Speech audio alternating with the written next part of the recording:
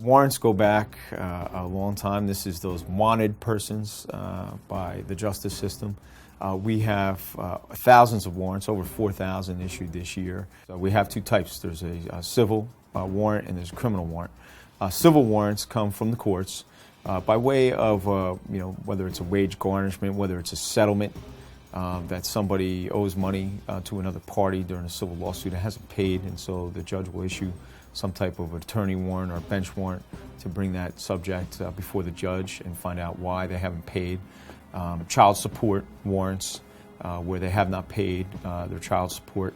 Again, the judge will issue those and will bring the person before the judge to find out why they haven't paid and work out a plan either to pay or ultimately, if the judge decides to put them in jail in terms of jail time in lieu of fine. So those are the type of civil warrants we have. On the criminal side, these are matters that may have been adjudicated in court.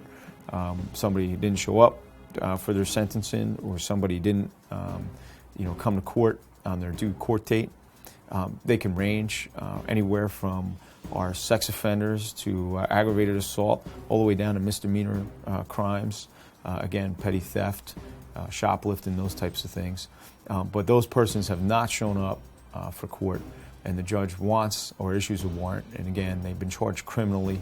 They're wanted by law enforcement agencies. And we have a component where we have a number of sheriff's officers that are deputized for the U.S. Marshal's Office so that they can work with the United States Marshal's Office, go out of state and track down our most wanted fugitives and bring them back here to Monmouth County to serve their time or be adjudicated in front of the courts and judge and jury. We have all computer systems that do our active warrants. Everybody's put in the system. When we receive the warrants over from the Monmouth County Courthouse, we enter them into a computerized system, which then goes out to various law enforcement agencies so that if a person stopped, even in another state, they would show up in that kind of NCIC type computer system that shows they're wanted. We offer rewards for tips. You can go to the Crime Stoppers website. Again, it's linked through our website at monmouthsheriff.org. And that has all the information on the most wanted, has all the information on people that we're looking for and that we'll provide rewards for as long as it leads to the arrest of somebody in that particular crime. So we have a detective unit here in the Monmouth County Sheriff's Office, and they help the warrant and fugitive unit by really gathering information and, again, gathering intel.